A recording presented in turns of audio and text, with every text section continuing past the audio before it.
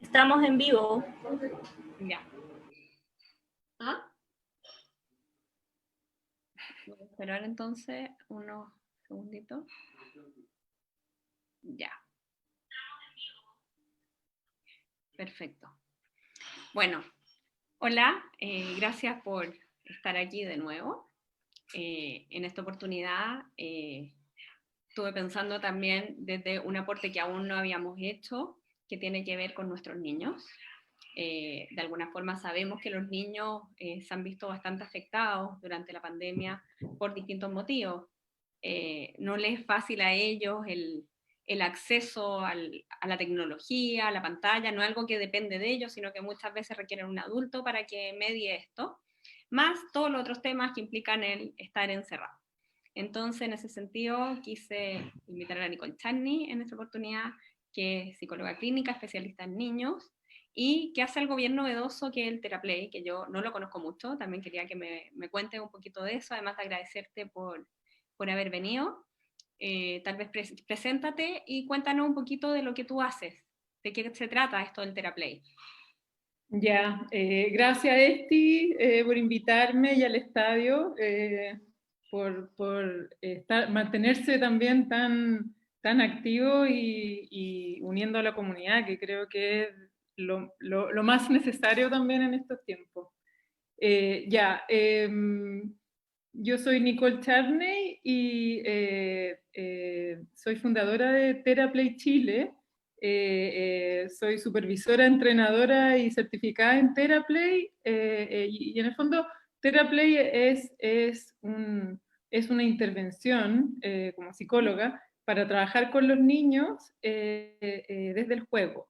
Pero la particularidad que tiene es que desde Theraplay, cuando nosotros recibimos un niño en la consulta, entendemos que lo que a ese niño le pueda estar pasando tiene que ver con necesidades vinculares que no hayan sido lo suficientemente satisfechas. Entonces, nosotros no vemos necesariamente el motivo de consulta como un problema del niño, sino que lo entendemos desde su historia, desde las situaciones que ese niño o niña ha tenido que pasar en la vida, en qué se puede haber quedado medio corto, y qué es lo que nosotros como padres y madres podemos hacer para satisfacer esas necesidades. Entonces, desde Theraplay nosotros trabajamos el vínculo, trabajamos con las mamás y con los papás para ayudarlos a ver cuáles son esas necesidades de los niños y a través del juego satisfacerlas. Entonces, en el fondo nos metemos al mundo de los niños, nos metemos a sus percepciones, a sus necesidades,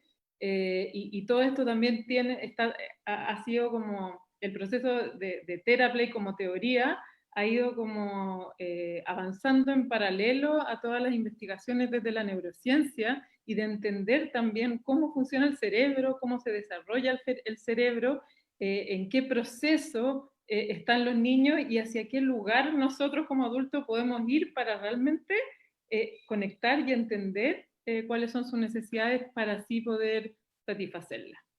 Tan grandes rasgos. Sí, sí.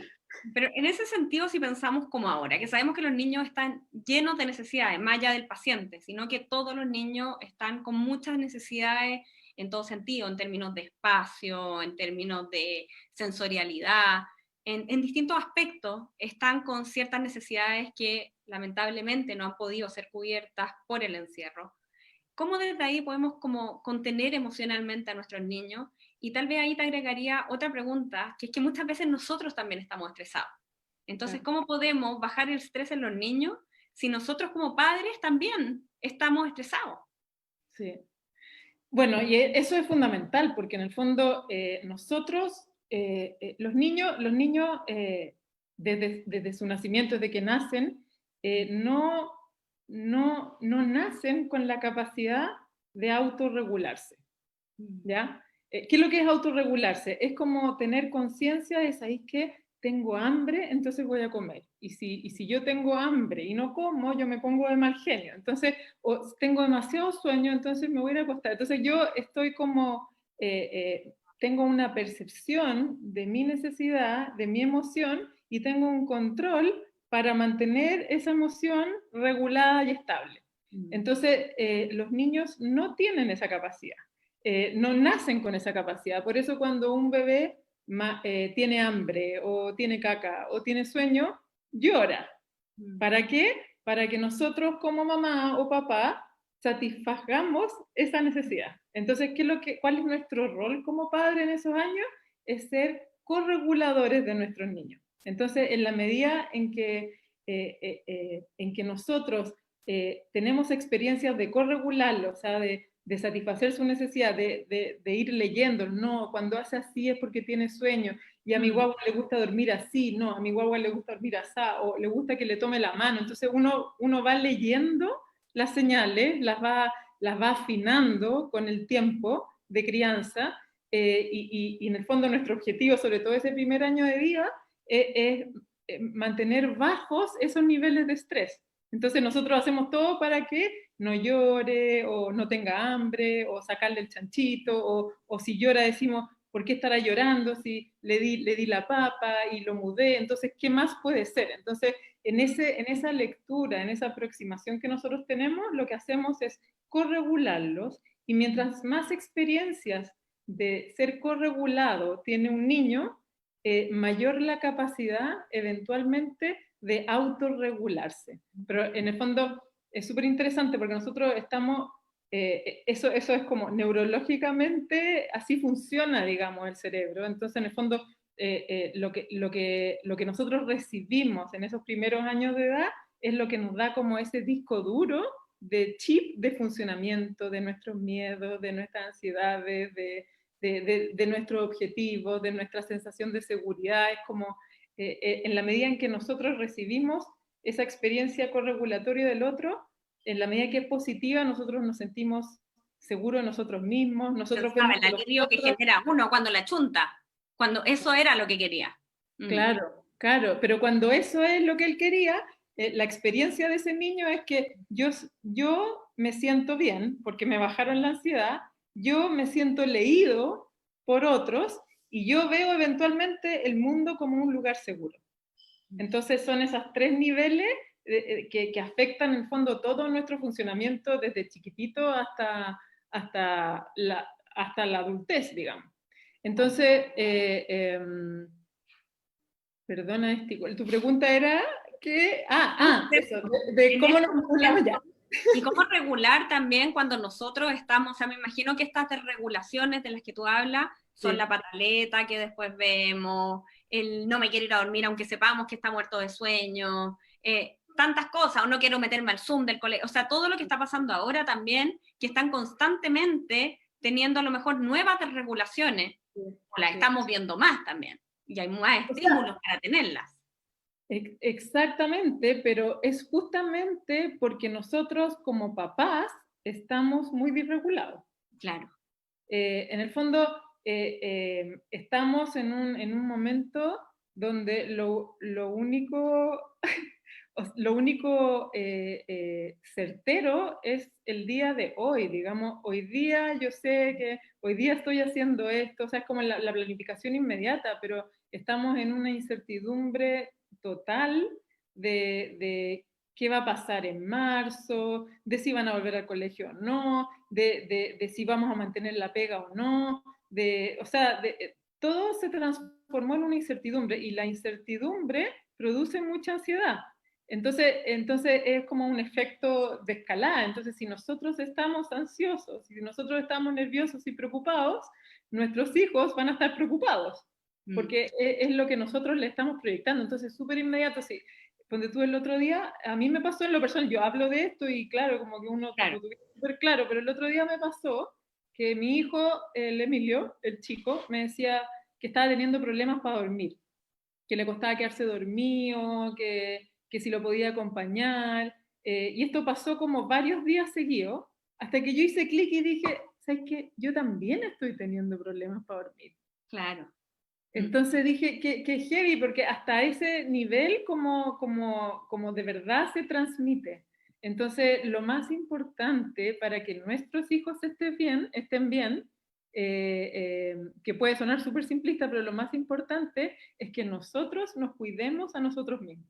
Que nosotros como adultos veamos la manera de encontrar la forma de mantenernos tranquilos, o de hacer ejercicio, o de descubrir, a veces la gente, no sé, pues ha descubierto como otros talentos, otras cosas que te ayudan, o tejer, o hacer un puzzle, o O sea, lo que sea. tenemos que estar tranquilos nosotros para que nuestros niños estén tranquilos.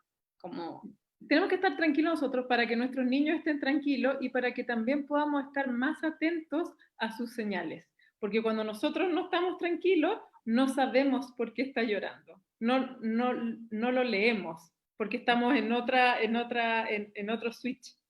Sí, a propósito de esto del otro switch, algo que me surge es como que los niños ven que los papás estamos mucho en la casa ahora, entonces como que dicen, ah, qué rico, está mi papá y mi mamá en la casa, pero de alguna forma estamos trabajando en la casa, tenemos miles de cosas que hacer, o sea, no estamos disponibles obviamente 24/7 para ellos, pero ellos piensan muchas veces que a lo mejor la presencia de los padres puedo jugar más con ellos, y no es así, finalmente es poco el rato que tenemos a lo mejor de disponibilidad, aunque estemos presentes.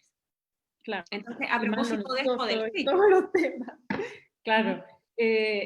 Yo creo que, bueno, ha pasado desde marzo hasta ahora 4 meses, donde de alguna manera creo que todas las familias, o sea, todos los hogares han tenido sus propios procesos. Y yo creo que es súper interesante y súper importante como mirar la familia y las dinámicas de cada uno, la que uno está viviendo, porque en el fondo lo que ha pasado en estos 4 meses es primero que hemos habitado nuestras casas desde otros lugares. Claro. Hemos ocupado espacios que antes no usábamos. Hemos encontrado otros espacios de encuentro. Hemos definido cuáles son quizás los momentos de silencio, los momentos donde los papás tienen que trabajar. Hemos nosotros también como adultos quizás definido a esta hora mejor en este lugar, después llega el sol, así que me voy para este otro lugar. Los niños como que se van apropiando también de distintos espacios. Y creo que al principio esto se puede haber sentido como muy caótico, porque todos nos escuchábamos y todos que estamos acostumbrados, no sé, estar en una oficina, una consulta, ellos en el colegio, como que de repente todos como que teníamos que convivir con nosotros mismos. Entonces, de alguna manera, así como nosotros como mamá somos el factor corregulador para nuestros bebés, creo que las familias también nos hemos ido corregulando.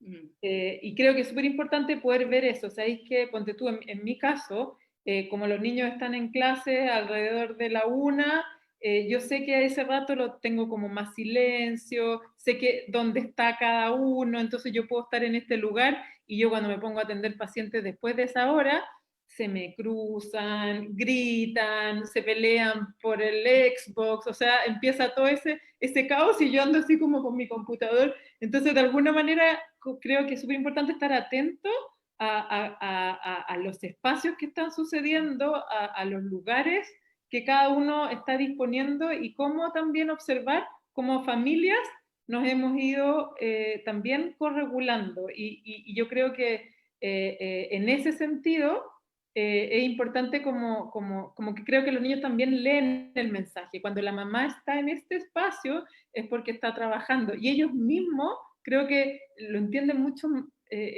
lo van incorporando también. Pero es importante como dentro de esta impredictibilidad que ojalá estas experiencias cotidianas vayan siendo lo más predecibles posible. ¿Cómo se regula esto que hablas de la corregulación? Muchas veces, a veces se expresa como una explosión y a veces hacia adentro también. A veces vemos a un niño que está más triste. ¿Cómo se hace así como técnicamente? ¿Cómo regulamos? ¿Cómo damos eso? Tal vez con la guagua lo entiendo más a partir de a lo mejor el apapacho, el cambiarle el pañal, el que tenga la comida. Pero cuando son más grandes, ¿cómo se hace como técnicamente, como tal vez dame un ejemplo? De cómo regulamos a lo mejor al niño de 5 años, de 3 años, cómo se muestra esta disponibilidad, cómo se hace técnicamente. Ahora, para diferenciar lo que es una disregulación de lo que es como una pataleta, digamos, o sea, una pataleta puede ser disregulada o no, pero Claro. en el fondo como esa pataleta así como ¡ah! Y como que te está mirando, es que ese niño está teniendo absoluto control de lo que está pasando, ¿ya? Pero cuando la disregulación es el momento donde uno medio se va a negro, como que pierde el control, o sea, como que el cerebro tiene, se llama, es como una ventana de tolerancia, ¿ya? Ponle que sea así como 2 rayas y la capacidad de autorregulación es poder pasar por estados neutros, así como estamos nosotras ahora, que no estamos así ni guau, ni eufóricas, ni quedándonos dormidas, ojalá, así como en un estado estable, o podemos pasar por estados así como o de susto, o sea, no de susto, sino como más agitado, más enojado, o más exacerbada como intensidad, y también podemos pasar por estados como más de cansancio, más lento, más regalones. Entonces, la ventana de tolerancia tiene que ver con esta capacidad de poder pasar por todos estos niveles de intensidades manteniendo control de eso. Entonces, yo digo, sí, es que lo estoy pasando demasiado bien, quiero gritar, pero tengo control de dónde voy. O sea, es que me enojé porque, pero cuando uno pierde esa sensación de que, no sé si te ha pasado a veces que te enojáis demasiado, como, y decir, como, ¿verdad? Yo dije todas esas cosas y como que, uy, como que me salí de mí misma, ¿ya? Entonces, eso puede pasar con esos niveles de mayor intensidad o esas pataletas que parten y ni siquiera después el niño se acuerda por qué está llorando y no puede parar de llorar y llora y llora y tira y tira. Eso es una súper señal de que ese niño lo perdimos, o sea, él ya no está, o sea, Claro. por más que digamos cállate, o sea, es como, ya no escucha, se nos ¿Y fue, se nos qué fue. hacemos en ese Entonces, caso? en ese caso es importante primero darse cuenta que lo perdimos, porque hay un punto donde todavía lo tenemos, Claro. ¿ya? Pero cuando lo perdimos, cuando ya es una pataleta declarada y está tirado en el piso, lo más importante es como es tomar conciencia de que nada de lo que nosotros realmente hagamos lo puede, o sea, lo puede volver, pero en el fondo cuando nosotros reaccionamos porque nos enojamos o nos desesperamos y le decimos ya para o te voy a castigar, o sea, si nosotros aumentamos ese tono, en el fondo un niño disregulado que se nos fue para arriba y nosotros también nos disregulamos y nos vamos para arriba, lo que vamos a hacer es que vamos a mantener eso por mucho más tiempo. Entonces, cuando nosotros como adultos nos podemos dar cuenta, o sea, por más que tengamos rabia y todo, pero nos damos cuenta de que lo perdimos, nosotros bajamos y le decimos, yo sé, Chanchito, que estáis súper enojado, yo aquí voy a estar, te voy a esperar. Hay Llora que todo ver lo con que él. necesites llorar, estar o no estar, pero estar disponible. Ya. Y Esto después que a veces uno hablaremos de lo dice que como, pasó. dejémoslo un ratito que se le pase, como que uno dice, o le cierra la puerta como, dejemos que se le pase y de ahí uno entrar. Es ¿Qué como no piensas tú? enganchemos, ¿cachai? No enganchemos personalmente. Esto, o sea, yo creo que una de las claves de la crianza tiene que ver hasta qué punto lo que le pasa a ese niño es de ese niño o hasta qué punto es mío. Hasta qué punto él de verdad, o sea, está siendo demasiado agresivo, hasta qué punto yo no lo puedo soportar o yo estoy demasiado estresada. Entonces, cuando uno hace esa distinción y se da cuenta que yo soy la que se está enojando demasiado y uno puede lidiar o tener las herramientas para lidiar mucho mejor con ese niño. Porque en vez de que te dé rabia, te da pena. O sea, si está llorando así desaforado, tú te conectáis con que terrible lo que, o sea, está ido, o sea, lo perdimos, y cuando a ti te da pena, uno se puede aproximar desde ese lugar, desde tranquilo, yo estoy acá, o lo puedo abrazar, contener si es que te deja, pero estar desde el lugar que él pueda tolerar tu presencia. Pero es un trabajo muy personal de uno, que nosotros como adultos es difícil hacerlo, pero podemos hacerlo, pero los niños no pueden porque el nivel neurológico de ellos todavía no da para que ellos puedan, si en realidad voy a dejar de llorar porque mi mamá se enojó mucho. O sea, si ustedes piensan que eso va a resultar, no resulta, no Claro. resulta. Y en este lugar tratamos de leerlo emocionalmente. Yo sé que tienes pena por tal cosa, seguramente estás enojado porque tratamos de darle ciertas explicaciones para bajar o una presencia solamente. Depende de lo que ese niño pueda tolerar, pero no, es una presencia muy respetuosa y muy empática. Es como, yo estoy aquí, si tú tienes pena, yo estoy aquí, si, quizás te molestó esto, o sea, como que uno también, cuando alguien se hace disponible a ti, o sea, si tú tenés mucha pena y viene una amiga tuya y te dice, ya, pues Esti, pero a ver, dime de una vez por todas, para de llorar y dime lo que te está pasando, como que tú lo vas a vivir quizás como algo medio amenazante y como que o te puede bloquear mientras que si quizás una amiga va y te da un abrazo, inmediatamente esa experiencia física, que es una de las cosas que nos está faltando hoy día, esa experiencia física de que te pongan la mano en el hombro, así nomás, porque no se trata de abrazar y apretar, sino que de sentir que hay un otro, inmediatamente, fisiológicamente regula. Cuando alguien te toca, se genera una actividad que baja los niveles de... se siente una presencia, ¿cierto? Entonces, hay veces que no se trata de que no me deja tomarlo, a veces no hay que tomarlo, hay que poner la mano nomás en la patita o sentarse y que te toque el hombro con el hombro, pero poder llevarlo a un contacto físico es muy regulador. Y eso, o sea, eso es como cuando uno se desespera, lo que hace es que aumenta la disregulación. Y en estos momentos me imagino que también en general ha aumentado la desregulación, así como a lo mejor han aparecido nuevas síntomas en ciertos niños que antes no los tenían. Por ejemplo, niños que pueden estar como más guagualones, o que se estén haciendo como más pipí que antes, sí. O que hayan vuelto, me refería antes a lo que te decía, como hablar como guagua, ciertas conductas más regresivas, o que estén más violentos. Distintos tipos de conducta que a lo mejor es esperable en este momento, me imagino, porque no están las típicas canalizaciones que tienen los niños, que es correr, saltar. Entonces, ¿qué hacemos frente a estas nuevas desregulaciones que han aparecido? ¿Tenemos que preocuparnos o tenemos que pensar que es parte de este tiempo y que luego va a pasar solo? ¿Qué hacemos frente a esto como nuevas cosas que antes no solíamos ver en nuestros niños y que ahora las estamos viendo?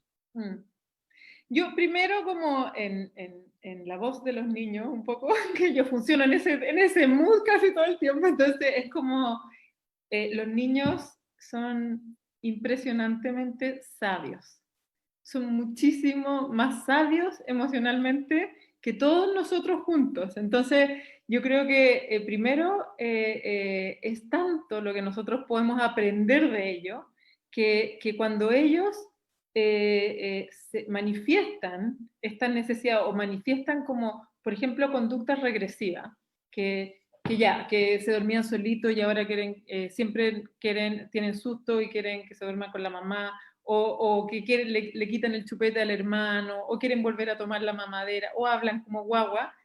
Lo que te están queriendo decir es clarísimo, lo que te están queriendo decir es necesito volver a esta etapa donde me sentía más seguro para después poder ir a la siguiente etapa con más herramientas. Entonces, un poco el mensaje a los papás es que no se preocupen, de verdad no se preocupen si sus hijos están con conductas más regresivas, preocúpense de satisfacerlas.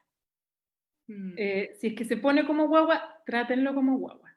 Si quiere la mamadera, denle la mamadera. Si habla como guagua, háblenle como guagua.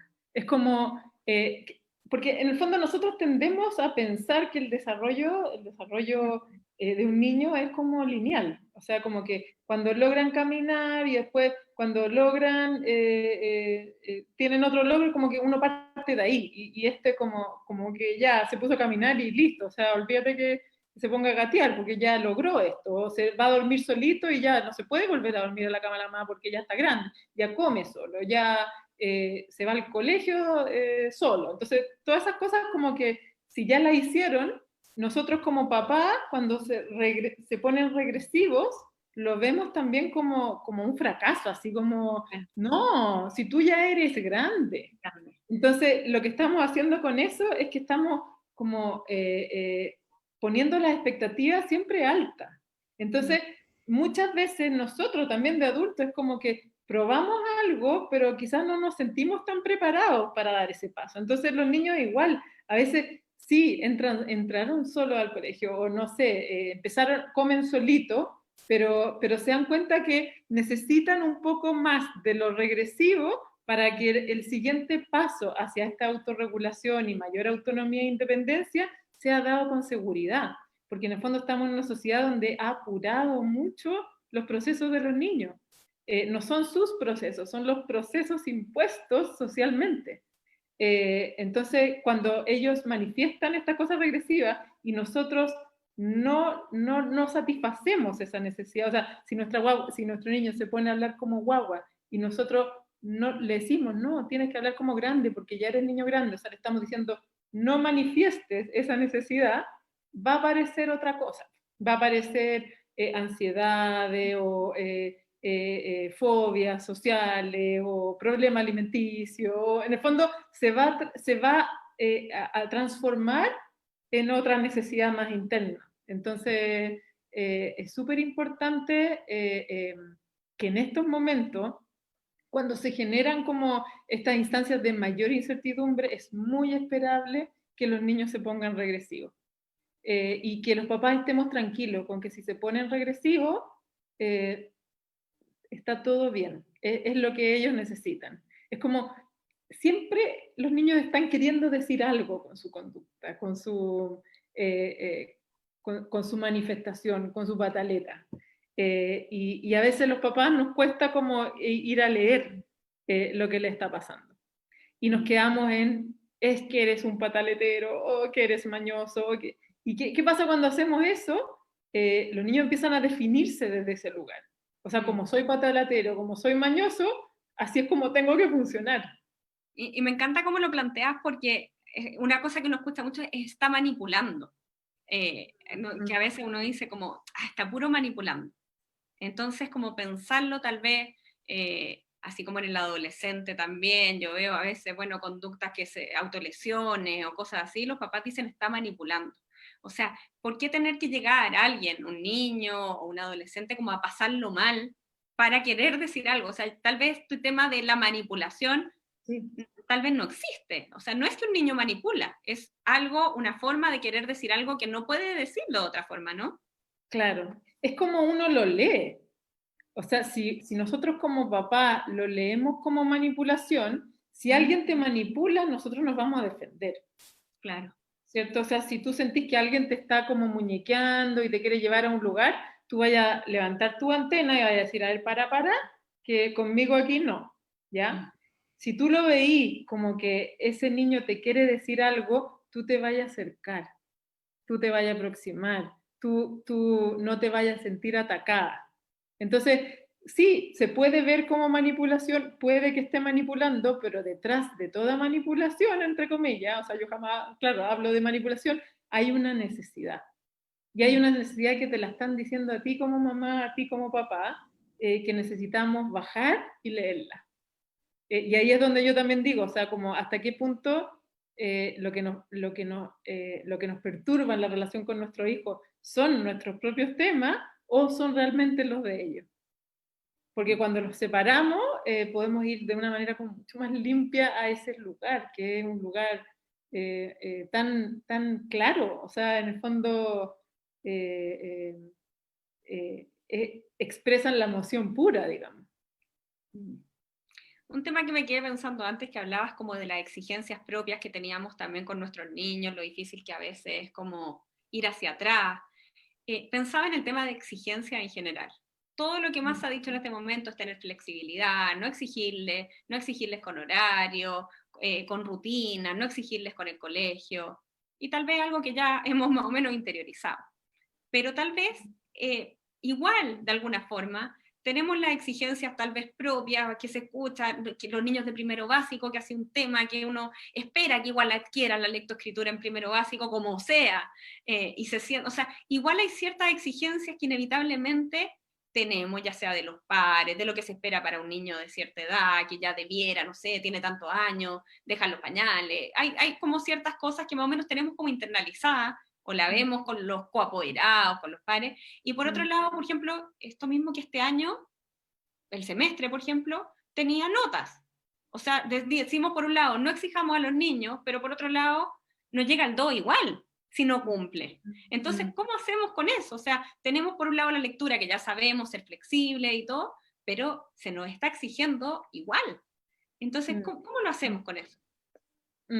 Bueno, yo creo que la prioridad como adultos, en todos los ámbitos, desde los padres hasta los educadores, hasta los médicos, o sea, en el fondo todos quienes trabajamos con niños, creo que lo más importante en estos momentos es cuidar su salud mental. O sea, siempre debiera ser, pero más aún, porque en el fondo estamos en estos tiempos de tanta incertidumbre, que necesitamos como disminuir todos los estresores que vengan de otras partes más que la situación misma que estamos viviendo.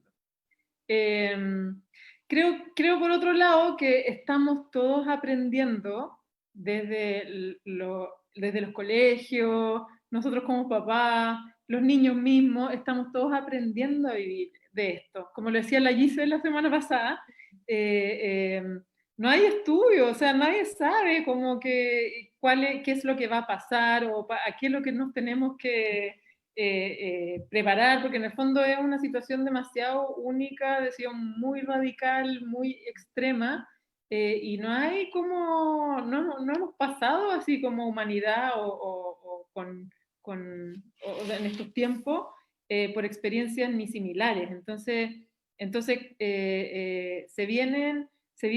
es un tiempo muy complicado, es un tiempo muy incierto, y lo único que podemos como cuidar son nuestros vínculos. O sea, eso es lo único seguro y certero que tenemos. Y necesitamos hacer todo lo posible para poder mantener a nuestros niños con una sensación de seguridad, de estabilidad, con una sensación de un sentido de competencia, de que son bacanes, de que se la pueden, a pesar de la situación en la que estamos. Entonces, o sea, lo que yo personalmente pienso, esta es mi postura, en relación al tema del colegio, creo que la presencia del colegio, en general, la presencia del colegio en estos tiempos es un factor regulador. O sea, que haya colegio, que existan las clases, hace que se puedan generar rutinas familiares en torno a eso. O sea, una hora de acostarse, una hora de despertarse, ciertos momentos donde cada uno va a estar haciendo lo suyo. O sea, puedes mantener como cierta regulación en torno a esa regulación que te da el colegio, esa presencia del colegio. Ahora, en términos como creo que es fundamental y creo que ha sido también un salvavidas. Ahora, creo que hoy nosotros también como mamá estamos siendo como coeducadoras. O sea, en el fondo, para las mamás de niños más chiquititos, esto tiene que pasar a través de nosotras, ¿cierto? Niño chico, ¿tuvo colegio este año? ¿Lo sientes como haber tenido colegio hasta por lo que tú es tu experiencia? Porque yo veo como una pantalla, como que un niño mira para cualquier parte, de repente mira la pantalla. Es distinto como el más grande, pero un niño es como a lo mejor una serie que hace la profesora, o sea, tiene la noción, ¿es colegio para un niño esto? Es que yo creo que tenemos mucho que aprender en ese ámbito, porque uno de los aspectos más importantes del colegio es la interacción, Claro. es la experiencia que se dan en el colegio. O sea, nosotros vamos al colegio y, bueno, por lo menos yo cuando iba al colegio me encargaba ir a las clases y todo, pero pucha, me iba a juntar con mis amigas y los recreos y alguna que otra clase o esa interacción. Y en el fondo ahora como que en medio nos quedamos con lo peor del colegio, que son las clases. Entonces creo que como colegio también hay que ir aprendiendo a generar instancias relacionales, de conexión, recreativas, no evaluadas, digamos, y también, o sea, por lo menos mi experiencia con el colegio hebreo, con el instituto hebreo, es que también creo que han sido súper creativos en la manera de entregar la información, haciendo proyectos, haciendo videos, haciendo como cosas distintas, o sea, como que tienen que hacer y después sacar la foto, fomentando como harto la creatividad en ramos que no necesariamente son tan creativos, pero como han ido integrando eso, lo encuentro súper maravilloso, súper importante, y no sé si será mi caso o será algo general, ni siquiera lo he comentado, pero por lo menos a mis hijos le ha ido mejor que nunca. Entonces yo no sé si le han inflado las notas, así a propósito, o realmente le ha ido bien. Ahora, si realmente le ha ido tan bien, es porque están quizás más tranquilos. Y si le han inflado las notas, lo encuentro increíble, porque en el fondo están ayudándolos a sentirse motivados, a querer ir a clases, a que... entonces, claro, yo creo que el sentido de la nota en esta situación es que se sientan increíbles con ellos mismos, o sea, no que hoy que te fue mal o qué sé yo. Ahora, ponte tú, también pasó, o sea,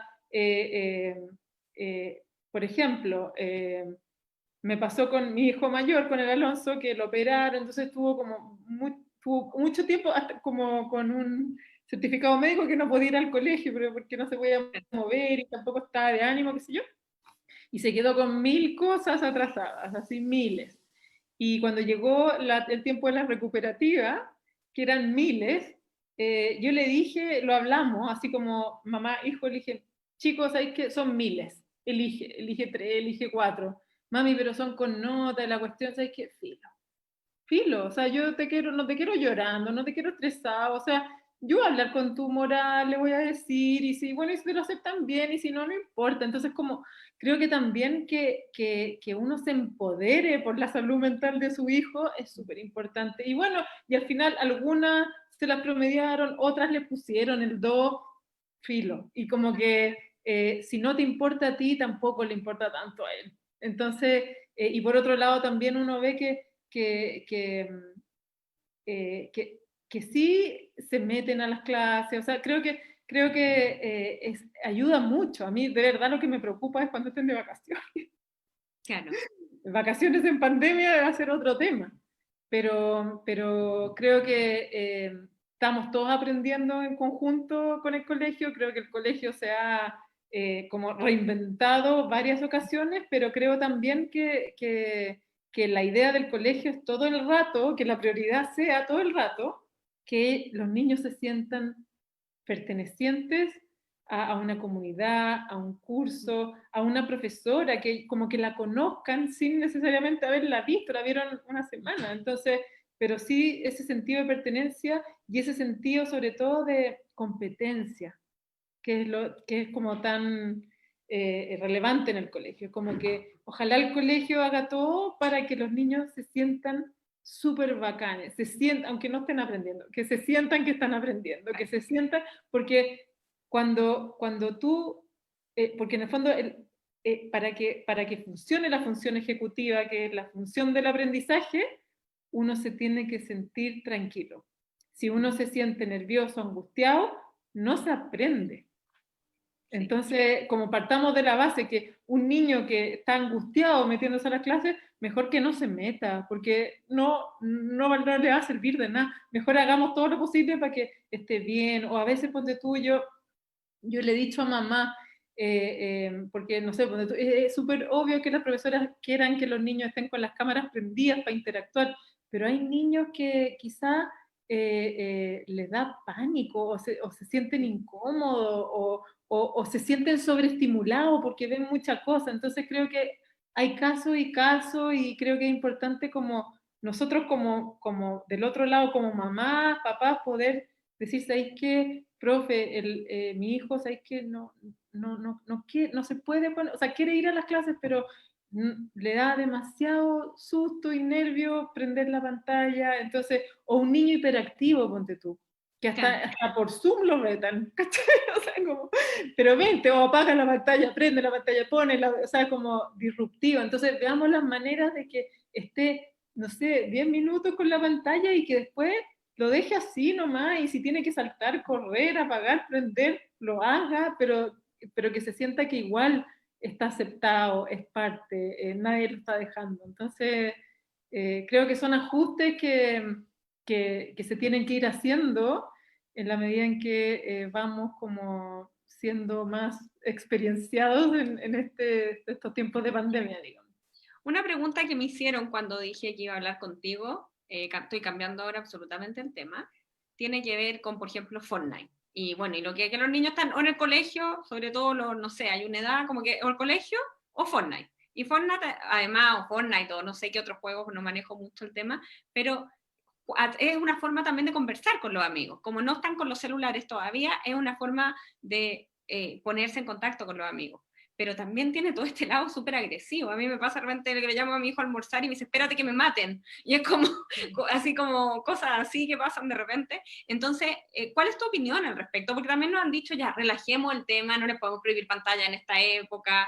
¿Qué hacemos? Lo pregunté antes, pero creo que es distinta la respuesta con un adolescente que con los niños. Mm, ¿Y mm. qué piensas de eso? Pues Claro, tampoco porque está todo mientras el día más en juegos de chico, más salón. nocivo.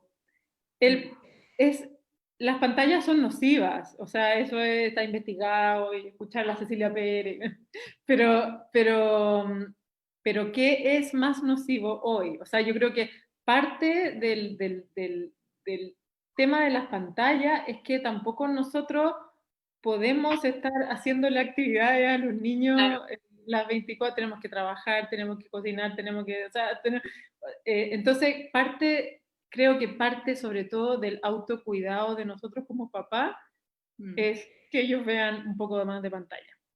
Y si tenemos que hacer eso para nosotros poder tener ese momento como de respiro, está bien, tranquilo, sin culpa.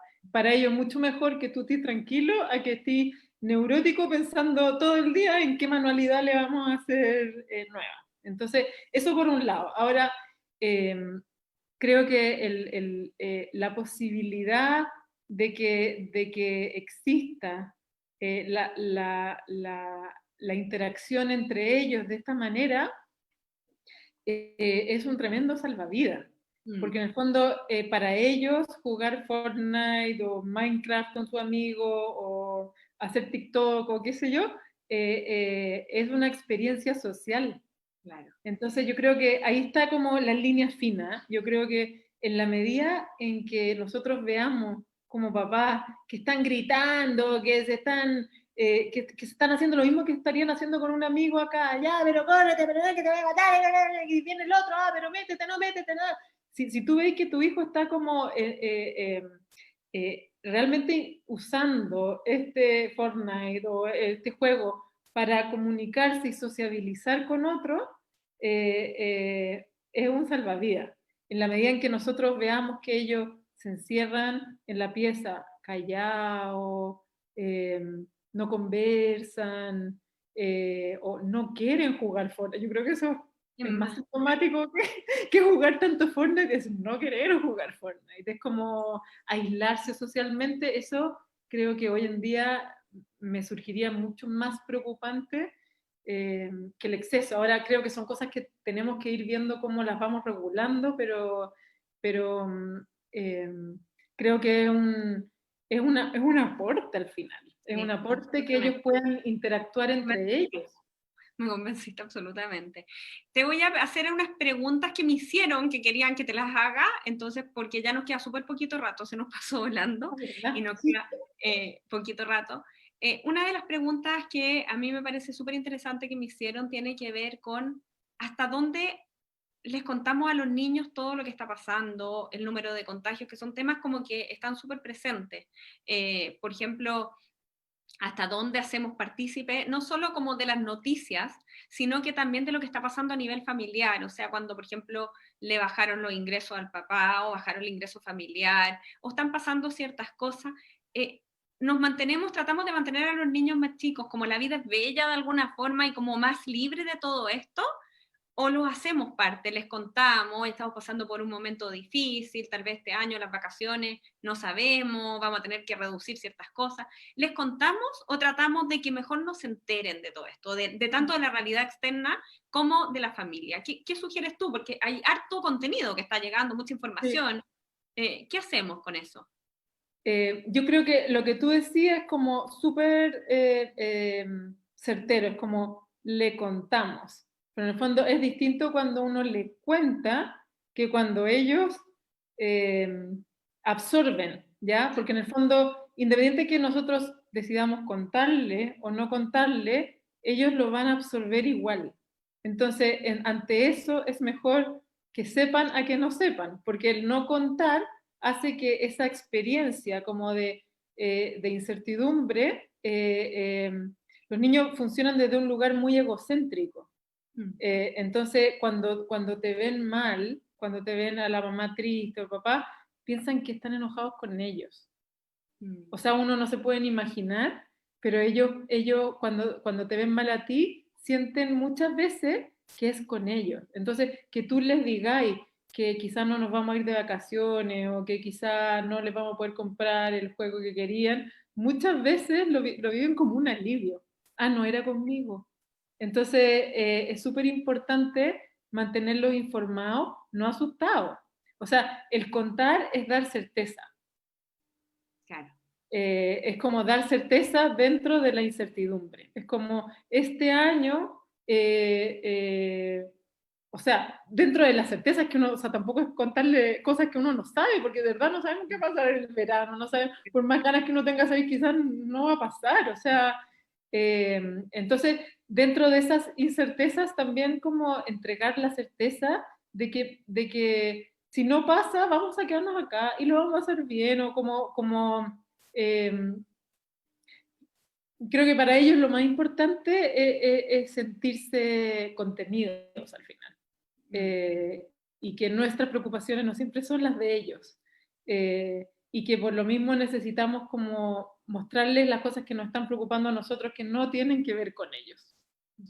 ¿Y se les Y desde pide que ese hagan mismo algo al lugar, respecto? Por ¿ah? ejemplo, así que te pedimos que sean más cariñosos, te pedimos que nos entiendas, ¿se les pide algo a propósito también de lo que nos está pasando, como para que ellos se sientan también como que tienen un rol en esto que ocurre a nivel de familia, como para que se sientan a lo mejor escuchados, valorados, que pueden dar su opinión, que pueden hacer algo frente a las cosas? Yo creo que eso es súper importante, es como más que pedirles que sean cariñosos, es quizás reconocerles esas cosas que te encantan de ellos. Más que ponerlo como en la falta, es ponerlo en el reconocimiento. Entonces, me encanta cuando, no sé, pues cuando terminamos a comer y tú siempre te lleváis los platos. Me encanta cuando veo que hacís tu cama, ¿cachai? O sea, como, creo que esas cosas estimulan mucho más esa sensación de sentirse reconocido que lo que yo espero de ti es Claro. como, pucha, nunca es suficiente. Mm. Ahora, otro tema, que ahora es como un tema súper presente que tiene que ver con la reapertura, que yo la llamaría una pseudo reapertura, porque todos esperábamos así como que la luz al final del túnel cuando todo esto termine, y finalmente no es así, o sea, finalmente pueden salir, pero no pueden hacer deporte, no vuelven al colegio, no vuelven a juntarse con todos los amigos a la pichanga, o sea, es una cosa así como que no es lo que se nos prometió. Entonces, por un lado, ¿cómo ir transitando esta reapertura? Mm, Que me parece como un tema bien importante en términos de las expectativas versus lo que ha sido esta, como ir saliendo de a poquito. Y sí, también a lo mejor no es esperar ciertas cosas que puedan ir surgiendo en la medida en que los padres van a empezar a salir más. Me imagino así como cuando uno vuelve de vacaciones, que es súper difícil volver a separarse de la familia y ahora ha sido 5 meses ya. Entonces, ya. ¿cómo ir Mm, aproximándose a esto de la reapertura? ya, como varias cosas. Yo creo que quizás hasta casi políticamente creo que ha sido como muy confuso el manejo de la información. Entonces, yo por lo menos eh, creo que hablar de reapertura o de no sé, como nueva normalidad o qué sé yo, esos son términos que son muy confusos, que no te dan, no te dan como una pauta de qué significa esto. Y que por otro lado tampoco sabemos lo que significa esto. Entonces como no hay certeza por ningún lado, pero creo que es más sano hablar de tiempos de pandemia. Que van a ser quizás con más apertura, más flexibilidad, después menos flexibilidad, o sea, no sabemos. Entonces son tiempos de pandemia, no sabemos ni siquiera cuánto puede durar, pero creo que es súper importante como que los tiempos de pandemia también van cambiando, hay veces que está como más grave, hay veces que se puede soltar un poco, hay veces que se va a restringir esto, otras veces restringir, pero son tiempos de pandemia donde cosas inciertas van a pasar. Y donde hasta que no terminen los tiempos de pandemia, que no sabemos cuándo va a ser eso, esto va a seguir en tiempos de pandemia, donde se van a ir redefiniendo siempre, o sea, no sabemos si los niños van a volver al colegio en marzo, no van a volver, si van a volver, quizás va a ser mezclado, quizás van a ir un día a la semana, o sea, no tenemos idea. Entonces, todas estas cosas que estamos viviendo ahora son cosas que estamos viviendo en tiempos de pandemia que son distintas a todas las cosas que hemos vivido antes. Eso por un lado. Y por otro lado, y esto es algo que yo lo he venido reflexionando sobre todo como las últimas 2 semanas, es como creo, o sea, en términos como de lo que tú decías ya bien al principio, de lo sensorial, nosotros como adultos hemos tenido experiencias multisensoriales, estamos acostumbrados a que cuando salimos a la calle escuchamos los ruidos, a que cuando hay una luz verde uno anda, con la luz roja uno para, a que de repente uno camina por la calle, uno siente olor a café o siente olor a cosas, o sea, como a conectarnos con nuestra experiencia sensorial, a saber que cuando estamos, no sé, pues, en un ascensor, la gente está más cerca, pero que después cuando estamos en un supermercado mantenemos más las distancias, o sea, toda esta como sensación de mi cuerpo en el mundo, de las experiencias sensoriales, las tenemos como muy integradas. Pero un niño, por ejemplo, que hoy día tenga 1 año y medio, un año y medio, 2 años, 2 años y medio, no tienen tanto registro de sus experiencias sensoriales. Entonces, entender que el día de mañana, si nosotros lo llevamos a ver a su abuelita, por ejemplo, va a escuchar voces distintas, aunque haya estado en esa casa antes, va a querer como quizás estar más cerca de la mamá, va a mirar así para arriba como con desconfianza, va a sentir todos los olores porque son nuevos, va a escuchar muchos ruidos porque son distintos. Entonces, es como una como sobreexcitación también sensorial, que es muy esperable que aumente la ansiedad de separación, o sea, que toda esa adaptación va a ser mucho más lenta. Entonces yo creo que cuando eso pase, si es que pasa pronto, o cuando pase, tenemos que saber detenernos, o sea, no va a empezar así todo de nuevo, va a ser todo igual, todo va a tener que ser muy, muy readaptado, porque ahora en el fondo los niños solamente conocen los olores de tu casa, los ruidos de tu casa, lo que se ve en su casa, entonces están como un poco como atrofiados sensorialmente. Claro. Y sacarlos así como al mundo no va a poder ser, o sea, eso puede ser muy traumático. Entonces, creo que esa consideración es importante tenerla. Y lo otro que te quería mencionar es que creo súper importante que muchos nosotros también como adultos estamos, cuando volvamos a la normalidad, cuando pueda volver a salir con mis amigas, cuando, ¿cierto? Como muy en el cuando volvamos. Y creo que eso genera, o sea, como que estresa tu propia capacidad regulatoria La a nivel definición de ansiedad de alguna intelectual. forma.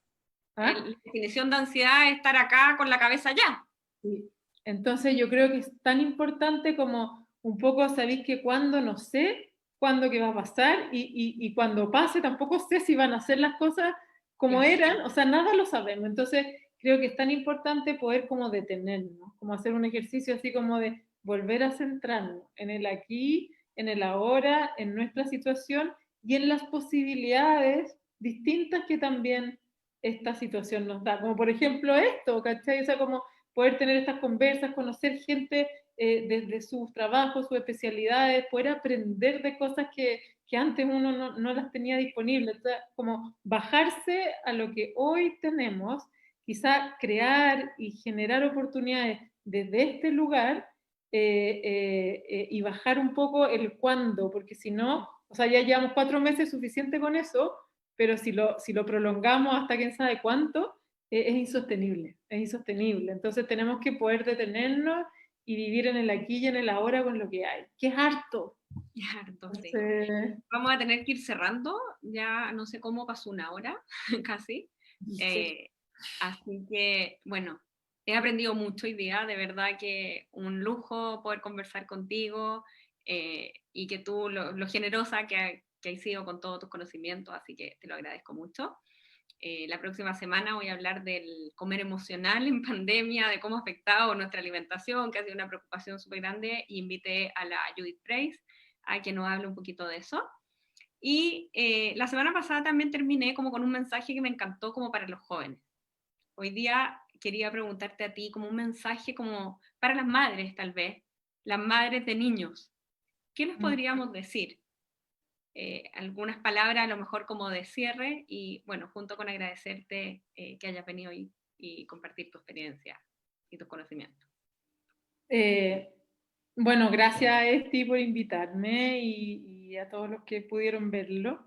Eh, ¿Qué le diría a las mamás? Les diría como que creo que para conectar con los niños es un poco lo mismo que lo que estamos hablando al final, es como detengámonos en el aquí y en la ahora, miremoslo, veamos lo que le está pasando, amémoslo, apapachémoslo, bueno, creo que las mamás coloniales somos bien así, o sea, como bien como regaloneadoras, pero eso da mucha seguridad, o sea, no nos privemos de eso, y si vemos que la vida también está generando mucho estrés, como poder darnos esos momentos, a veces son en la noche, acostarlo aunque estén grande, acompañarlo, cantar, pero sentir, generar, porque en el fondo jugar, ¿no?